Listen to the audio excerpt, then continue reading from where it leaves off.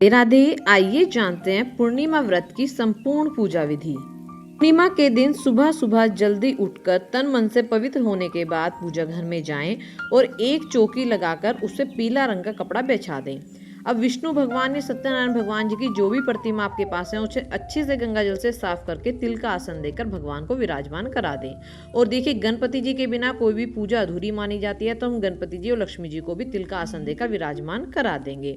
इसके बाद अगर आपके पास लड्डू गोपाल जी हैं तो आप उन्हें भी पूजा में तिल का आसन देकर विराजमान अवश्य करा दें। पूरी स्थान में गंगा जल का छींटा देकर स्थान की शुद्धि कर दें। अब दीप और धूप हम लगाएंगे और भगवान को दीप और धूप दिखाने के बाद फल फूल अर्पित कर देंगे। और जो भी आपने भोग बनाया, देखिए इस दिन खीर का बड़ा महत्व है, तो भगवान को खीर का भोग जरूर लगाएं।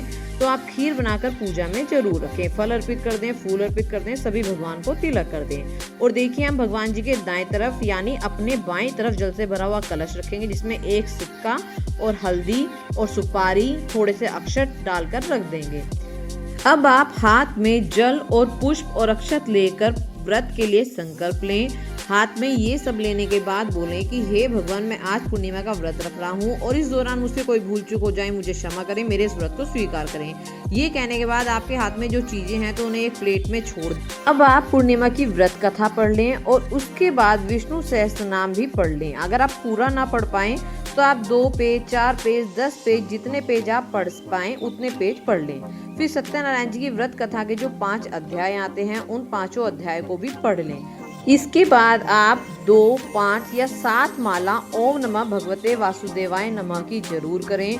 मेरे पास शालिग्राम भगवान जी हैं तो मैंने उन्हें पूजा में विराजमान कराया है। मैंने उन्हें तुलसी दल में उन्हें रोज अर्पित करती हूँ। आज के दिन भी मैंने तुलसी दल तोड़े नहीं थे, कल ही तोड़ के रखे थे, वो मैंने उनको अर्पित कर दिए थे। अगर आप भूल जाते हैं, तुलसी दल नहीं तोड़ पाते हैं, तो आप तुलसी का गमला अगर छोटा है उसको जहाँ आप कथा कर रहे हैं, पूजा कर रहे हैं, वहाँ पे लाकर भी तुलसी माता की पूजा आप कर सकते हैं। देखिए, इस व्रत का पारण शाम को चंद्रमा को अर्घ देकर किया जाता है। कुछ लोग सेंधा नमक खाकर व्रत खोल लेते हैं और कुछ लोग पूरा व्रत मीठे में ही रखते हैं। ये सब करने के बाद एक छोटा सा हवन जरूर कर लें, जिससे हमारे घर की शुद्धि होती है। और दूसरा, हमारा मन जब तक नहीं मानता, जब तक हम कोई भी हवन वगैरह ना कर लें, पूजा पूर्ण नहीं लगती है। सभी भगवान के नाम की आहुति हम उसमें दे देंगे। उसके बाद आप आरती कर लें, अर्चना कर लें और भगवान जी से क्षमा जरूर मांग लेंगे। पूजा में रही कमियां या जो भी हमसे गलतियां हो गई जाने अनजाने, उनके लिए हमें क्षमा करें।